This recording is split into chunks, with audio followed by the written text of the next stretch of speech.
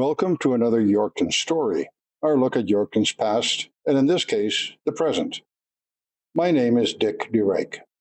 Our podcasts are available on our website, yorktonstories.ca, where you will also find photos, links, and other information associated with each podcast when available.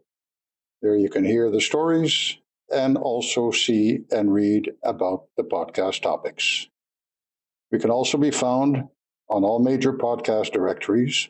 Simply search for Yorkton Stories. This podcast is presented by Harvest Meats and Grain Millers, both here in Yorkton. We appreciate their support from the early days of this podcast and that of others who have encouraged and supported us in our efforts to preserve slices of Yorkton history. Sherry Whitehawk has 8 grandchildren of her own and 2 great-grandchildren. For most grandparents, that's where the counting stops, but not so for Sherry. I should make clear right off the bat that some know her as Sherryl Whitehawk and still call her that, or as Sherryl Mydonic, but later you will hear how that additional letter in her first name came about. In recent years, since her retirement from a career in social work, she became a storyteller, talking about her childhood and youth growing up on a reserve in northern Manitoba and touching on Indigenous aspects of life, including food and cooking. When she tells stories to groups like she did at Sign in Yorkton back in March, she becomes grandma to many more, several dozen more from that workshop, the first of 2 hosted by Sign Next Steps this past spring.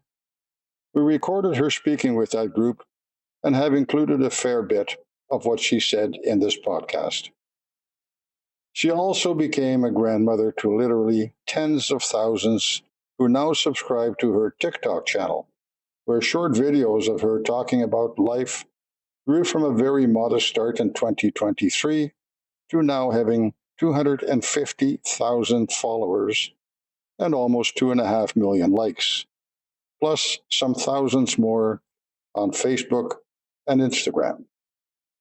And this spring and summer, APTN, the Aboriginal Peoples Television Network, their language section, is showing a series of 13 half-hour programs called Grandma Sherry's Kitchen, a cooking show that was recorded in Yorkton last year and which started showing on APTN on May 5th. That now also has a TikTok channel, which in the past 7 weeks has gone from 0 to 5,500 followers. Grandma Sherry, who 3 years ago had those 10 grand and great-grandchildren, is now everybody's grandma. As a storyteller myself, I was fascinated to hear her stories and wanted to tell the story about the storyteller. And who better to tell it than Grandma Sherry herself? You'll hear excerpts from the workshop at Sign and a later conversation we had around her kitchen table. I also talked with someone who she took under her wing when he was a teenager and who is now the mayor of Yorkton. I'm Grandma Sherry, and I guess you would call me, in the world of TikTokers, they call me an influencer because I make a TikTok and 1 million people could watch it and, they get very intrigued with what I'm doing.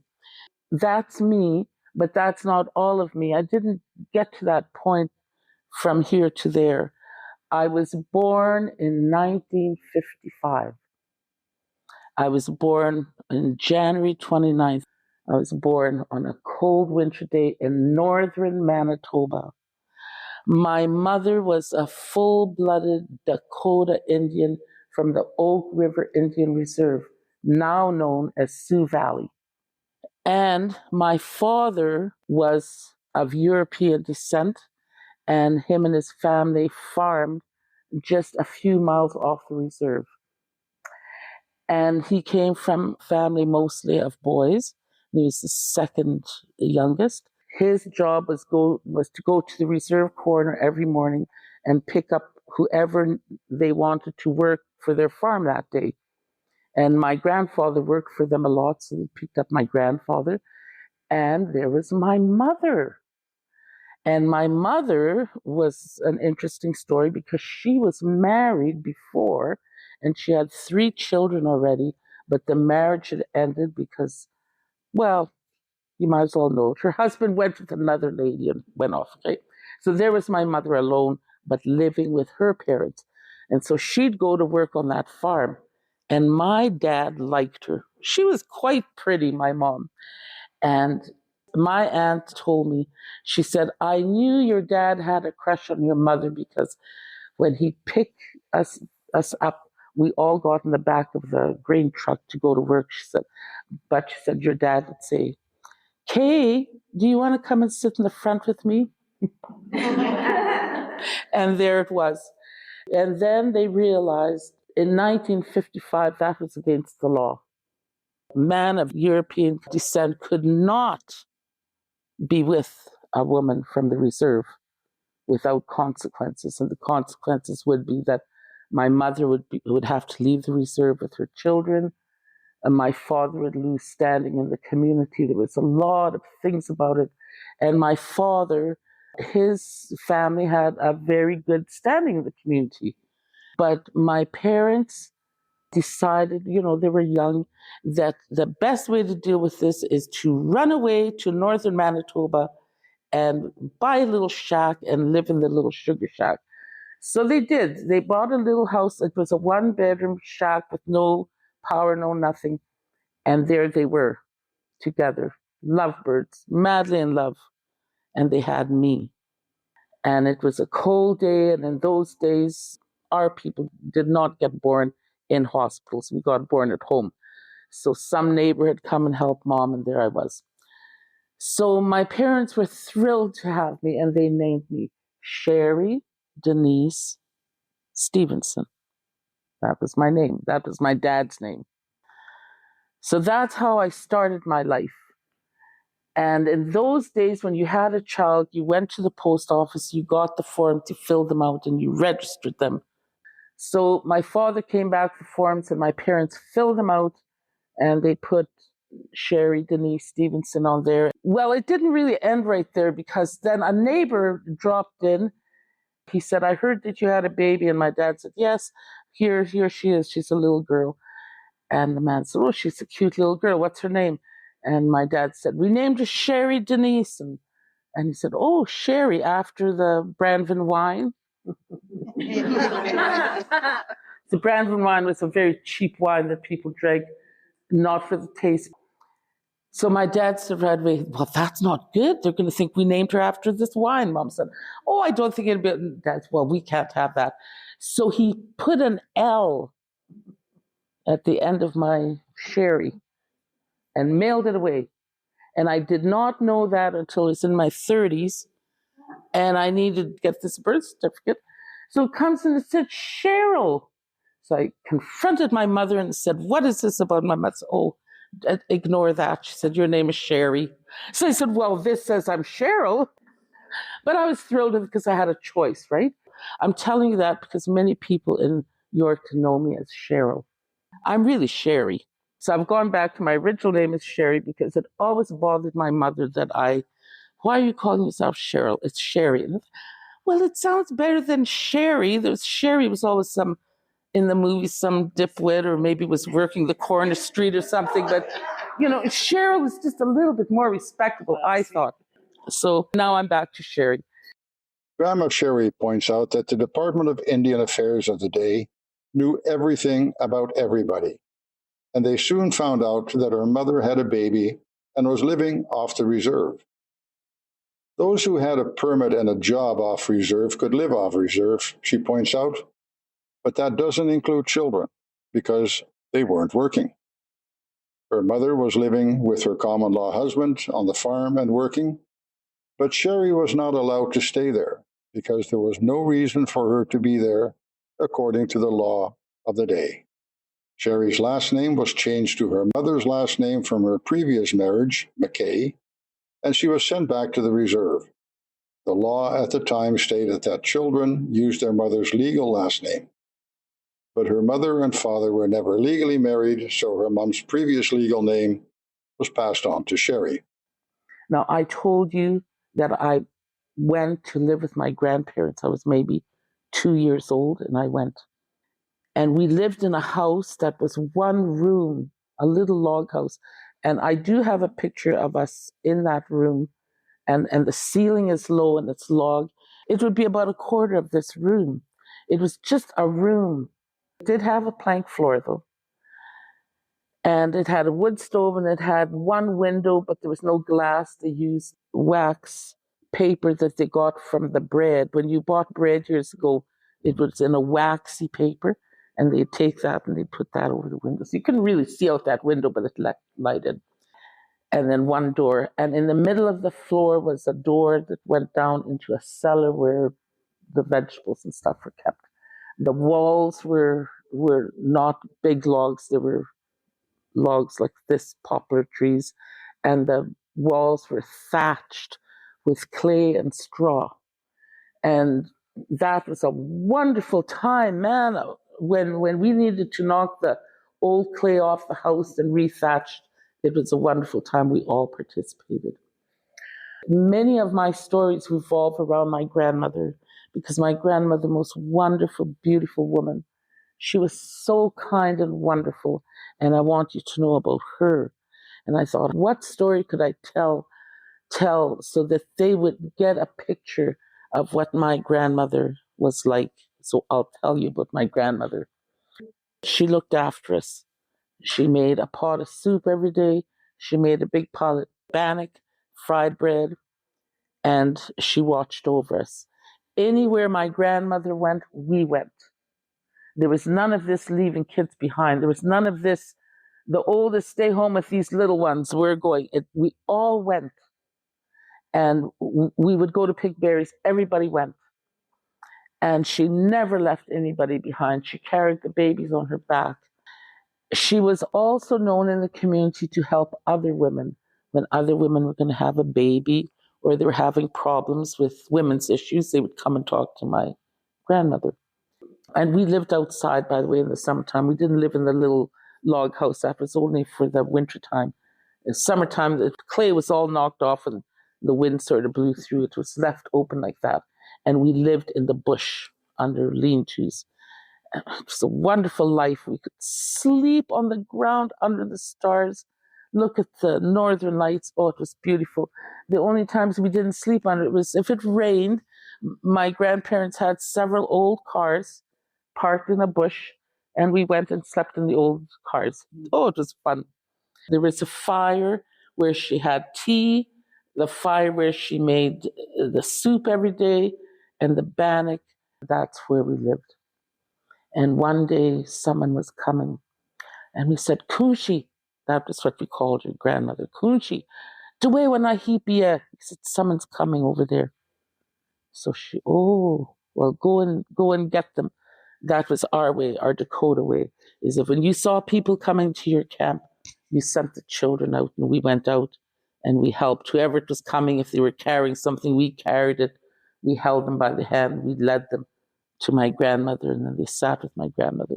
It was an older woman, and she had a little girl with her about my age. I think I was about 5. And they got there, and the woman was talking to my grandmother, and she was saying, this is really bad. I don't know what I'm going to do. So my grandmother said, let me see. So the little girl took her hand and showed my grandmother. And on her hand, it was full of warts all over her hands. So my grandmother looked at them. Oh, she said. So she went to the fire and she pulled out some stones from the edge, probably still warm, and they were kind of black, kind of like porous. So she took about 5 of them and she gave them to that little girl, and she told that little girl, you rub those on your warts. My grandmother watched the little girl put them on all the warts. Then my grandmother took a little white cloth. She said, okay, put those here. That little girl put those rocks in there, and my grandmother tied them with a bow. Take these rocks, she said, and walk. And you walk that way. You see where that little hill is over there, she said. You walk that way. And don't look back at me. Just keep walking. She was saying this in our language. Walk over there, she said. And when I say there, you turn around and you look at me And she said, you take those rocks with your hands and you throw them back, and then don't look back. Come walking back towards me. And just walk and move your arms and just look at me and come back. Oh, this was interesting, as a kid. We said, well, now what's going to happen? Like, are these warts going to all fly out over there? Or what's going to happen, I was very curious.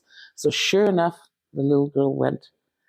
And I remember watching, oh my, that's a long ways. Whereabouts? And all of a sudden, Kusha, Ihumana! That's it, she said. So is the little girl remembering? Is she going to remember to turn around? Oh, yeah. She threw them back, and she didn't look back, and she came. There, she said, those warts will fall off in the next few days. You want some tea? They had some tea, and we played together, and that was it, and away they went. I always thought about that, and I thought, oh, my grandmother is so smart. Imagine she knows how to get rid of those warts. So then one day, again, someone's coming. A woman is coming, an older woman, and there's a young guy with her. In those cases, if a older woman is coming with a young guy, we didn't go out to meet them because she had a young guy with them. But we watched. It seems as if the grandmother was kind of dragging him along. He just was coming. It didn't seem to have, he was lethargic. So they came and they sat down, and the older woman immediately started to cry. Oh, we all got very quiet because we all knew when people cried, just be quiet and sit. We heard her crying, and my grandmother comforted her. So then the woman moved in closer to my grandmother, telling her what was going on. And I was straining my ears as far as, what is going on? Something, a pretty woman. She ran, she doesn't want him. Ooh, something's going on here. And she said, So I kind of knew then. This guy's girlfriend doesn't want him anymore. She's off with someone else, and he's crying. His heart is broken. How is Kunshi gonna handle this? Well, you know what Kunshi did? She went to the fire and she pulled out about 5 of those stones. She put them up. She put them in that boy's hand. She said, rub them over your heart. Rub it good. Just keep rubbing. So that boy sat there and he was rubbing this in his shirt. My grandmother comforted the mother and told her, these things happen, but it will all work out for the best. Right now you're crying, but it's going to be okay. So then, I thought to myself, now what's going to happen? Like, this guy has been rubbing these rocks on his chest for quite a while. It seemed like a long time. And I just couldn't keep my eyes off this guy. Then my grandmother comes, put those in here, ties them up. You walk over there to that hill. You walk over there and you walk strong. Make every step count. And when I tell you to stop, you stop. And you turn around and you throw those rocks back as far as you can. And then you come back here, and don't you take your eyes off of me. Just come back, walk like this. Don't look away. She used a very firm voice. So the boy, away he went. Ihowana! Stop. He turned around. Thought, is he going to look up? Because this whole time, his eyes were downcast. He just didn't see. He threw the rocks away, and I saw those rocks just fly. And then he started walking. And his steps got so strong, and he looked right at my grandmother. And he did not take his eyes off my grandmother. My grandmother went like this. She took him by the hands like this. She shook his hands and she said to him, you're going to be okay. You're going to be okay. Your grandmother loves you. We love you. What's there? You want some tea? Yes. Cold bannock, okay with tea. Cold bannock. And away they went. So, I have an ending of the story. I don't know what happened to the little girl's warts. I don't. I know I saw her years later, but I never noticed if she had warts or not. But I don't know. I just don't know what happened to her. But I do know what happened to that young boy or that young man, because at the next powwow we went to, which was, the next year, and we were sitting at the powwow, and this young man came over and he was carrying a baby. And he had with him this beautiful girl. And he said, Kunshi. And he gave my grandmother a hug and a kiss. My grandmother kissed the baby. Oh, washte. She said, that's good. I'm happy for you. Are you happy? Yes. That was my grandmother. She was a midwife. She was a psychologist. She was a mental health worker. She was a grandmother. She was a mother. And she was so full of love. And that's what I've learned from my grandmother. The teachings of my grandmother have always been treat people the way you would want to be treated. When I meet people in my years of working, I would always think to myself, what if this was my son? What if this was my daughter coming to me with tears and these fears they have? How would I want them treated? That's what my grandmother taught me, and that is what I hang on to. And that is what I want you to know. So now you know how I got my name. You know about some of the circumstances of being born into a mixed family, half-breed they called us, and how we did live under the Indian Act until 1960.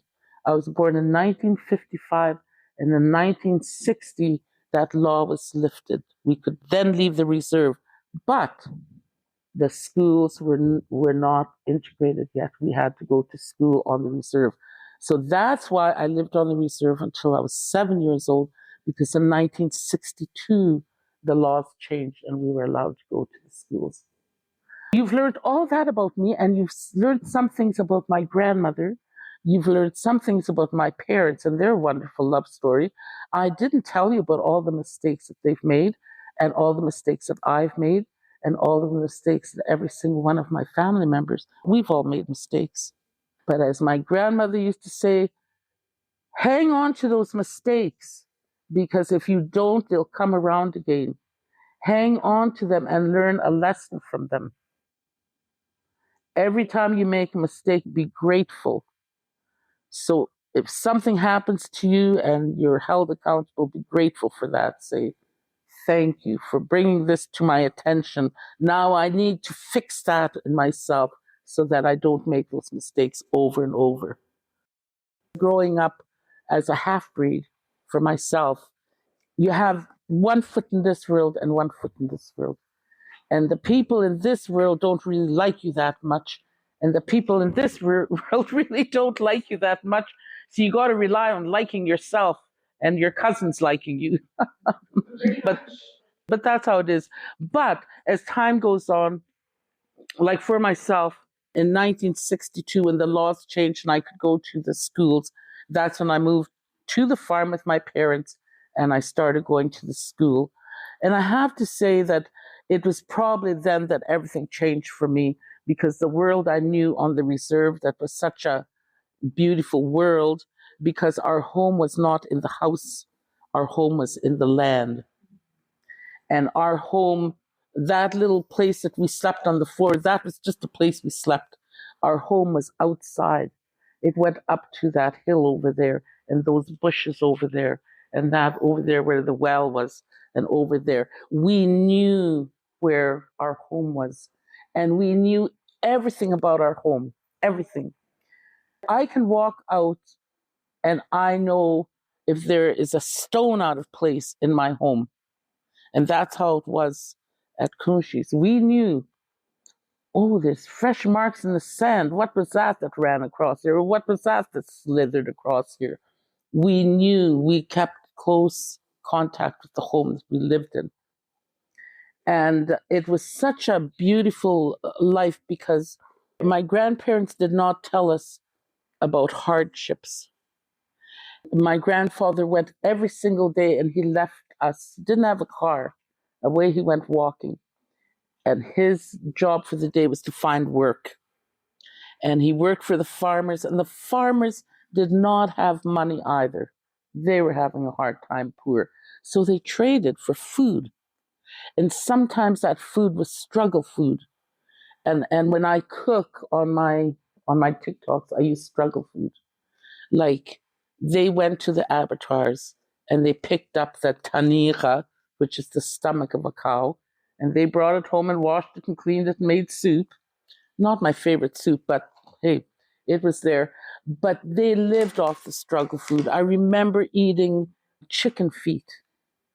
Now, it's funny. One of my cousins, my coach actually said, we never ate chicken feet. I said, yes, we did. No, we didn't. Yes, we did. And I know we did. And there was no one I could ask, but I know we ate chicken feet. But none of my siblings that I grew up with will admit to eating chicken feet. I don't know why, but they were delicious. And they're just full of this jelly stuff. And oh, they taste so good. So chicken feet, the liver, the tongue, the pig heads, the pig feet, anything like that. My grandfather gathered up to come home with a big box of pig fat. My grandmother sliced that up, rendered, and she had lard. Those are the kind of things. But we just survived like that. And I never ever thought that we were poor. I never thought that I was without. But once I started going to school, I knew that the world had changed. All of a sudden, we learned about Christmas and that every child was supposed to get a gift. And I remember going to concerts at the school and the kids would all get these gifts, but we didn't. What is the Santa Claus all about? Does he not know we're here? Things like that really impacted us. We didn't even have birthday parties. We didn't celebrate birthdays. And then all of a sudden birthdays were a big thing and everybody's, come to my party. Oh, a party. And although I never went to any parties, but I wanted to go. And so you live in a world where you're so interested in what's going on and you want to be involved and I have things to offer. I'm smart. I can teach you to hopscotch. I can teach you to skip up to 1,000 and cross your arms. I can do all that. I can teach you. That's how my world changed. I slowly learned that there was us and them, and that I was sort of caught in the middle. What I decided was I was just going to live the way my grandmother told me, try not to criticize people, and I try to walk away from hurt. I've been hurt in my lifetime, but you walk away from it. When you start focusing on the life that has made you bitter, you'll never get better. I have been married 3 times, so I've been divorced 3 times. But I'll tell you this, I love my husband to this day. Although the marriage is broke, those things healed. When she was a teenager, Sherry lived with a Mennonite family for a year or so. She wanted to learn about Christianity, and she also looked after the children of the congregation while their parents attended the church service. That's where she discovered her love of telling stories from her own childhood and stories she had heard from her grandmother. She also had thoughts about becoming a missionary and went to Bible school for 1 semester. The Christianity that I learned about, I never felt at home. I always felt as if I didn't really belong. And I would put on my dress and I'd carry my Bible and I'd put the money in there for the offering. But I never felt at home. It was not until I got cancer that this young woman came to my home and she was a Jehovah's Witness. Come and visit me. I was lonely. But I was honest. I said, I don't believe in your way. I was told you were a cult, but we'll visit Yes. And they agreed. Linda agreed. She said, yes, that's good. She said, the only thing is at the end of, can I read you a Bible verse? Sure, that's fine. She came every week to visit. And she started bringing other Jehovah's Witnesses to my place. They were really enjoying my visits because I'd be sitting there telling them stories, right? And they would just love it. Oh, tell us another story. And then one day, my ex-husband, Wilfred, him and his wife dropped in to see me, and they brought me some sweetgrass. And I knew about sweetgrass, and I used to burn it once in a while, but I wasn't really into it. And they brought me sweetgrass and some tea. So I put the sweetgrass on the coffee table and the tea in the fridge. And wouldn't you know, that afternoon, Linda arrived with one of her friends. I said, oh, good, come in, come in. So they came in. And all of a sudden she stopped and said, oh, we got to get out of here. I said, what's wrong? And she said, that. I said, what? We have to leave the sweetgrass. So I said, oh, don't worry about that. That's just sweetgrass. I said, our people pray with it. Oh, no, it's of Satan. And away, oh, my goodness. And away they rushed. And I was just shocked. I thought, what is this about? Why are they scared of my sweetgrass? I thought, I'm going to look into this. So I remember being told that it was against the law at one time, and it was against the law to burn sweetgrass until 1970-something, 78, I believe, when that law was lifted. I thought, why did they ban this? So then I looked into it, and here the settlers that were living here were terrified of the Indians, and they thought we had this special power through our prayer and our sweetgrass. They were terrified of it.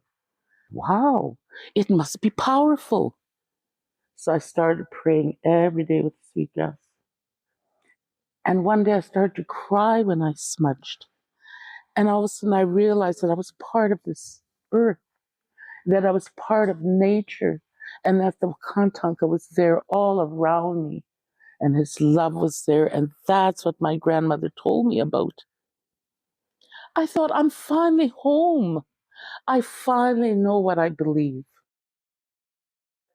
I have nothing against the Christians. Be Christian all you want to. I say praise brown Jesus. But I will pray this way, and I love it. Sherry moved to Yorkton in 1991 or 92. She was a single mom. This community has been a wonderful community to me. I have nothing bad to say about this community. It's wonderful people, and my experiences here have been wonderful. I have always felt welcomed and accepted here in this community. One of the local youth she met was a teenage and at times troubled Aaron Keenley. An older and wiser Aaron, now the mayor of Yorkton, was at the workshop at Sign in March. Aaron has been a part of my family. And it was a funny thing because my son Matthew, and my children's last name is Maidonic, because that's who I was married to in Campsack. And he came home one day and he said, Mom, my friend Aaron needs a place to sleep. Can come and stay with us? I said, sure, that's good. Seemed like a nice kid. And he came. And he lived with us. I did not know he ran away from home. I just found that out. Honestly, I'm not kidding. I did not know that. And I just found that out just a couple of months ago. Mm-hmm. I was asked to do an open prayer, and Aaron was there. And he got up and spoke, and he told the whole group and me, I ran away from home, and Grandma Sherry opened her home. I did not know I was giving home to a runaway. And then he said, I always feel so good that she was able to do that. And I think, Aaron, you don't know how good I felt that you were living with us, because it meant that there's another sign that I am being accepted. I am being seen for who I am. And so every time someone accepted me, and that gave me a better life. I had no idea he was going to become a mayor one day. Maybe I would have even been better to him. I don't know. Maybe you would have done. But he was a total blessing to our home, and he's still friends with my son. They are still friends. Actually, you're friends with both my sons, Tim and Matt. But yeah, so Aaron Aaron has been part of my family and has brought a lot of joy to me for sure. And his parents are lovely people. And someday I'm going to apologize. Aaron, Mayor Keenley, comments on his relationship with Grandma Sherry. I would have met her through her son, Matthew, and the other boys as well. But Matthew was my age. And so through skateboarding, I met Matt. And then I think as it works kind of for all kids, you kind of pick the most friendly household, and that's the one you hang out at. And so that was Matt's house. And so over on 6th Avenue, if I remember correctly, we would skateboard over there. And that was the place we'd refuel on, water, juice, maybe some snacks, and watch skateboard videos and hang out. And Sherryl was always just kind. There was nothing that, she wanted us to leave or wish we weren't there or any of those types of things. And so that would be when I first met her, and then ended up spending, a fair amount of time in that house with her boys and getting to know her. My memory and recollection of Sherryl was that she let us be us. It was one of those households where if, one of the kids said a swear, you weren't getting in trouble. And if you were hungry, you ate. And if you needed a place to stay, you could. And so I just always felt like I was welcomed. Sherryl was, incredibly kind and generous. There was a number of us. My cousin was around for part of it. And so, yeah, it was like the whole crew, just like, some kids are running around town on their bicycles. And for us, it was skateboards. And so any of us that were kind of skateboarding together, as we go downtown and skateboard around or off to wherever, home base was Matt's house. Home base was Cheryl's place. And so on, weekends or times where, we had time off, we'd head over to one of the local video stores and pick up movie rentals, and we'd watch movies at Cheryl's place. And I honestly, I can still remember vividly some of the movies that we would rent that, I was like, oh man, can we watch, there was this skateboard, it was skateboard inspired, but it was a movie called Kids and it was rated R. And I was like, are we allowed to do this? And, back to my Donics and watching movies. And it was great. Along that time, actually, was when I first met the girl that I would marry. And so then there was that too. Like, I came from a more strict upbringing. And so I was like, is it okay if I could bring my girlfriend here? Matt's like, oh yeah, don't worry about it. And so I think the very first movie that Carrie and I ever watched together was in Matt's bedroom in Cheryl's house. And so she got to see, like, it's crazy when I really dive into this. And I hadn't thought a lot about it until, last year out at Cody First Nation, I was attending a powwow and I ran into Sherryl there, took a picture so I could send it to Matt. Look, I ran into your mom. And on the drive back from Cody back to Yorkton, I couldn't help but just think about all the things that tied Sherryl and the Mydonic family to my early life in Yorkton. And now like where it's went over 30 years is crazy. Those were years where us as little skateboard kids, quite honestly, none of us came from a place of means. And so we were all kind of like angry little skateboard kids, like rich kids who have everything. We don't have stuff, and we don't like the establishment, and government is bad, and all the things, right? That kind of skateboarding, counterculture, punk rock music, kind of all brought us to. And Sherryl, none of it bothers her. Matt played in a punk rock band. We would jam on instruments, and that was fine. The flexibility that she showed, and the love and the care and the support and the generosity and all those feelings, it took me a lot of years to get over some of those hurdles and to realize the impact that you can have on the youth, because we're all going to be adults someday. Do you want to be remembered as somebody who's kind and supportive, or do you want to be remembered as, somebody who's like, get out of the house, get out of here, you're doing bad things, you shouldn't do this, you shouldn't do that?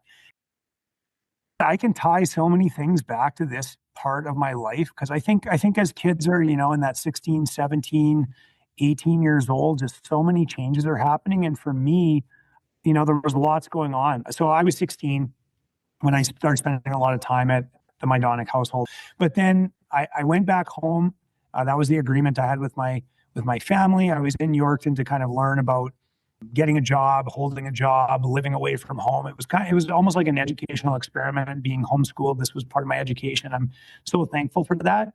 However, I was the oldest, so I don't think mom and dad knew the effects. I didn't know what the effects would have of like having that sense of freedom and getting out into the world, if you will. And then being in Yorkton, man, I loved the community. I loved the friends that I'd made.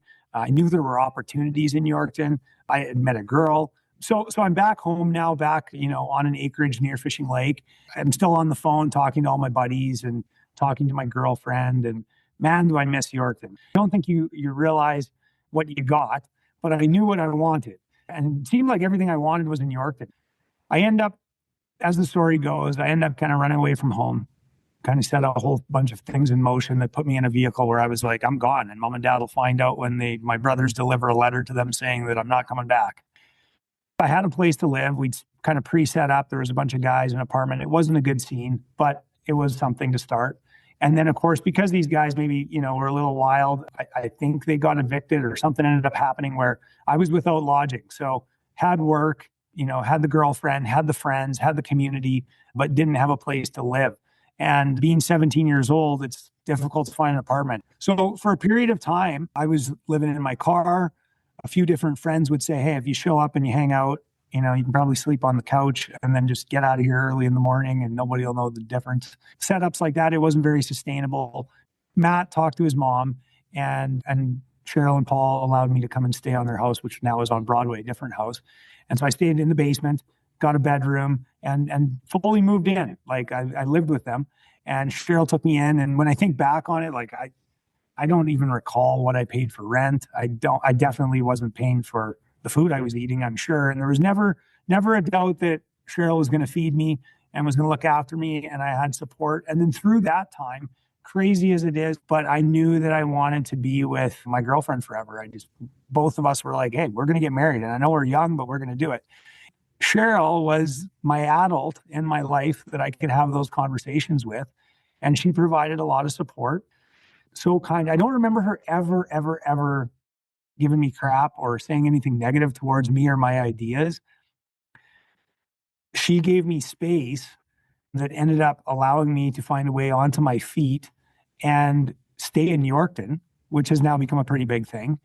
Stay in the relationship that I had. And she thought it was good. She loved Carrie. She still loves Carrie. And she saw the future that I was trying to make, even though a lot of adults were like, you're crazy. Like I had one of my aunties was like, I'm not coming to the wedding. This is a terrible idea. And Sherryl was always so supportive. And so just now looking at how things worked out, like, I don't know, like she had to be part of changing my life. It's wild how you can tie it back to like, a 6 month or a year period where her being just a good adult to a teenager who's going through some stuff was really vital in my life. When we talked across the kitchen table, I asked Grandma Sherry why and how she tells stories. I worked in mental health. And so I saw up front the problems and the issues that our Indigenous people were going through at that time. And part of it was when the residential school first came out and how shocking it was for people, and myself included, that no one ever talked about it. My grandmother went to residential school. She never talked about it. My mother went to residential school, never. My aunties, my uncle. Everybody just kept quiet about that. And so then I realized that even my parents and aunties stuff, they never said anything about res life or how it was long ago. There seemed to be, that was the past. We don't do that anymore. But whereas my grandmother and grandfather told us those stories, and I realized that we have to start telling stories, but in a positive, good way. We can't just go there and just, the truth is brutal and scary. And I don't want to scare anyone and traumatize anyone. We've been traumatized enough. So when I tell a story, I try and find the most gentle way of doing it, where there's a positive end at the story, there's a positive outcome that people can still know the past, but they can still feel warm and proud of who they are. Sometimes the story you're telling is just here.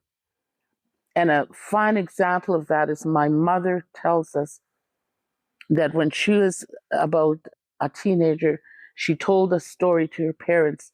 She said, I remember when my auntie and uncle came from Calgary. They came in a wagon. She told the whole story.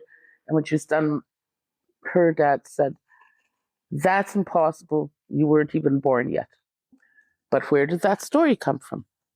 She heard it over and over, and then she owned it. Yep. And it was still a story, right? And Mom would say, "Imagine that. I was telling the story. It wasn't, Mom, it was still your story, and it was still a good story. We learned from that story." So don't ever let people say, "That's not true. That's not how you got your name," because you will have relatives like that. You will have relatives and stuff that want to correct and stuff, because we live in a world like that. But what I'm saying to you is, remember, it's your story, and you're telling the story to share your culture. You're telling the story to share your identity. You're on TikTok. Yes, Grandma Sherry _55 TikTok. I have over 200,000 followers. How did that start? I was cooking in my kitchen, and my oldest granddaughter was there visiting. And I was telling her a story about my grandmother. And she said to me, Grandma, you should tell that story, and I could record it and put it on TikTok.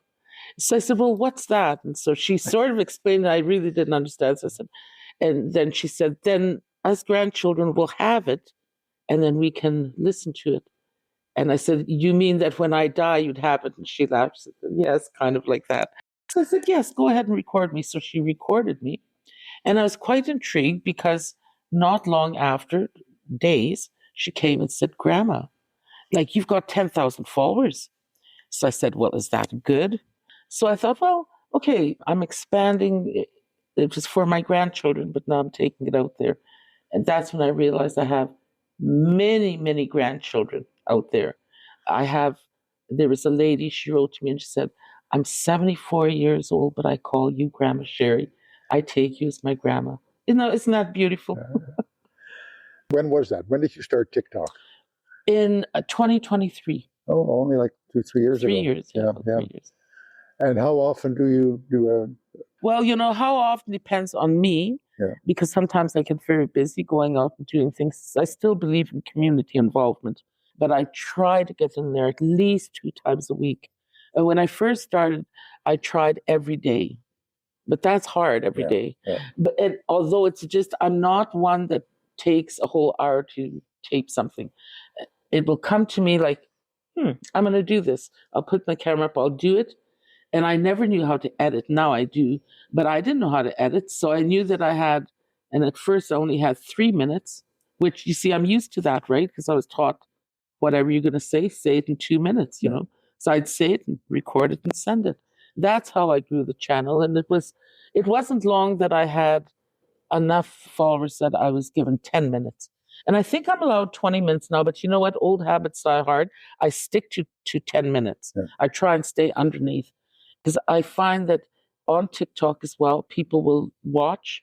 My followers will stop and listen because they know me, right? But new ones, they might listen, but 10 minutes is a long time to listen to. May I ask how old you are? I'm 71 years old. So you learned this whole new technology in the last couple of years. Yes. Good exactly. For you. Was it tough? Like, were you scared of it? No, I wasn't scared of it. A couple of times I did something and erased what I did, but I found out I hadn't erased it. I posted on my story, and then I get all these comments. So you kind of learn as you go, and then I also learned that people will take and they'll share they'll repost it. Yeah. But I also know that people can steal my content. And I've had many, many people. One person had over 10,000 followers, and she was calling herself a different name, but it was very similar to Grandma Sherry. Yeah. TikTok, it's a wonderful opportunity for me to be able to tell my stories, and that's what I do. And I found a good way to hook people into my stories is to cook old-fashioned foods the way I remember my grandmother cooking. And people seem to really want that. I remember when I first started telling my stories, some of my relatives were very worried. Maybe you shouldn't be telling them the way we used to live, And oh my goodness, you can tell them we slept on the floor with old coats. Yes. But that was awful. We didn't know it was awful. We were happy. Our grandmother was laying with us, rubbing our heads and singing to us. And when she used to sing, and we'd be falling asleep, and my grandfather would be, Abu, Abu. Those were priceless times.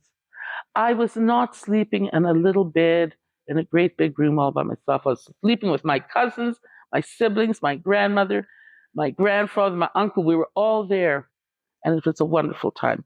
So I had to sort of pass this through my relatives too, because I don't want my story to harm them in any way. So they all had to come to grips with the fact is that that's how we grew up. But I said that to them, we were not poor. And we were chubby children. We were not starving. And we looked clean. Our hair was braided and we looked good. And my grandmother looked she always looked grouchy in pictures though, but remember, she didn't like pictures. She felt that it was wrong, rude of someone to take pictures. So she'd grumble, when the missionaries come and say, we want to take pictures. My grandmother said, yeah, sheet up here. And she'd say they don't understand the way she'd grumble, but she'd sit there. And now she is on television on APTN-L, the APTN language channel that broadcasts only in Indigenous languages. I have 13 episodes that has been shot here in Yorkton. They came in June last year. We went to my youngest son Timothy's home, and it was set up like a studio for about a month, and we shot the show.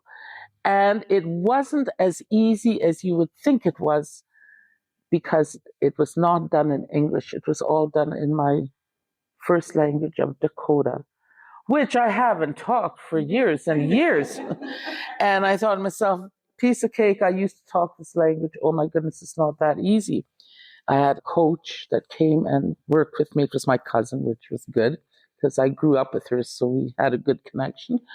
And for an example, when I wanted to say I'm going to put my apron on, an apron is called a akachba. I could not say it. We tried, and my coach, akachba, akachba,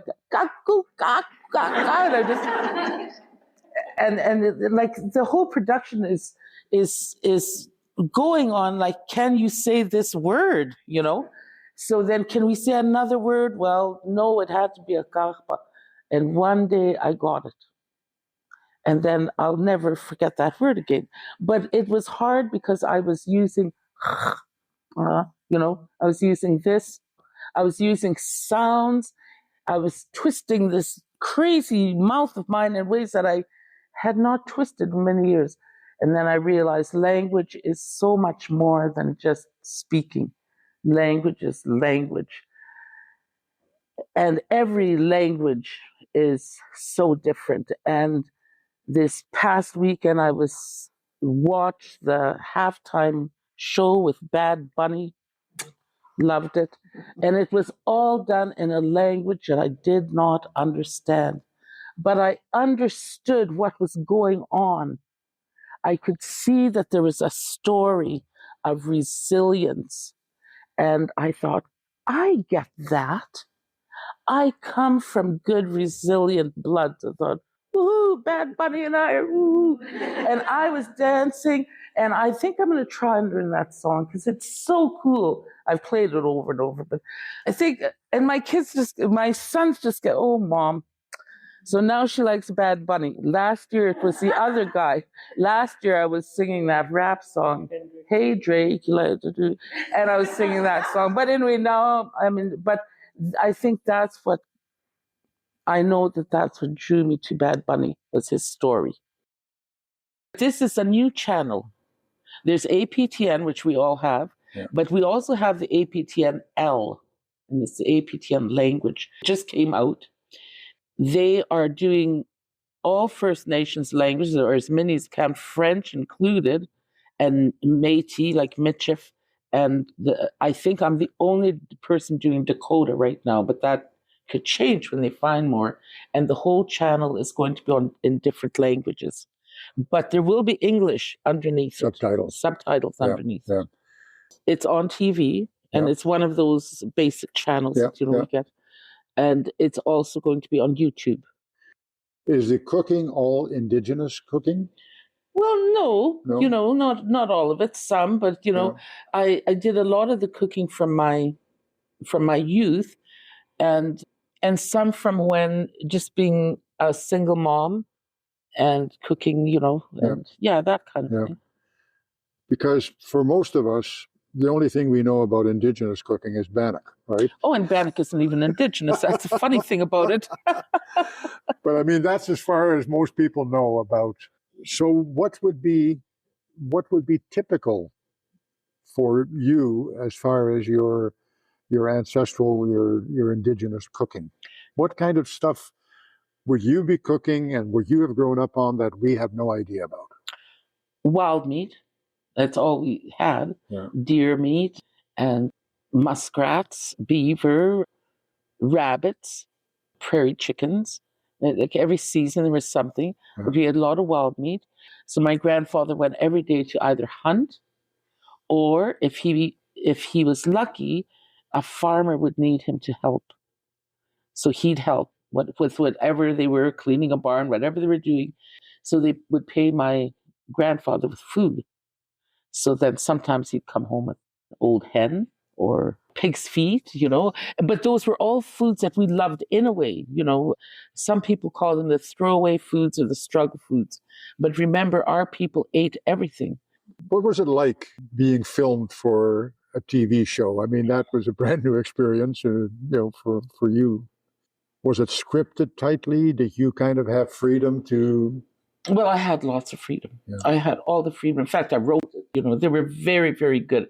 It is Grandma Sherry's kitchen, and I made the menus and everything. They gave some direction, Yeah. But it was hard. I can talk to anyone. I take it as a gift. But when they flipped it and said, but you got to do it in your native language of Dakota. And remember, I used to speak Dakota fluently as a child, but I haven't talked Dakota for 65 years. Yeah. So now I have to speak Dakota. It was very difficult that way. Man, I'm telling you, the work I did on just the language part, they were very wonderful. They came from Saskatoon. So the crew all came, we had 2 cameramen, a sound man, and then there was kind of a girl that did all the directing thing and placing everything and all that. And then the producer, director. So there's quite a crew. We set up in my son's kitchen. We were there for almost a month, but they were wonderful. They were so good. They were quite happy about it. How long does it take to do a half-hour episode?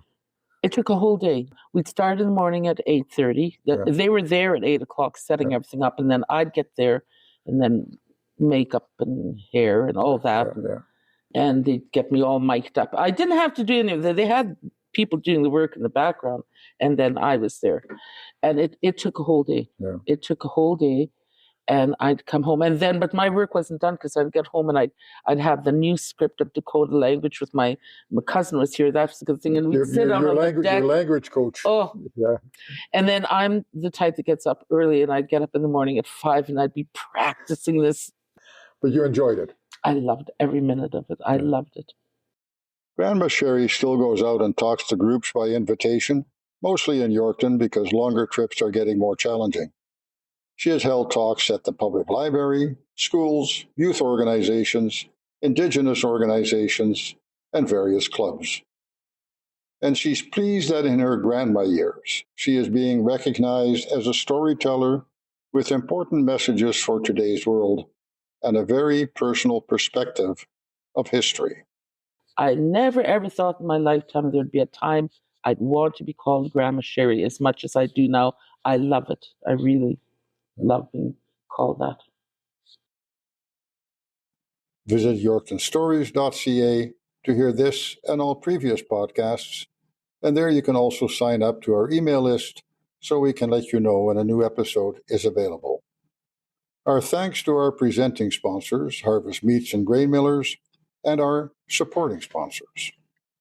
They are MyCar Group of Companies, that's MyCar Aerial, Good Spirit Air Service, and Flin Flon Aircraft Maintenance, Baker Tilly in Yorkton and Saskatoon, providing tax advisory and assurance services, optometrists Doctors Popick and Keynes and Associates in Yorkton, and Haas Nissan, providing vehicle sales and service on East Broadway at Lawrence Avenue, across from Linden Square.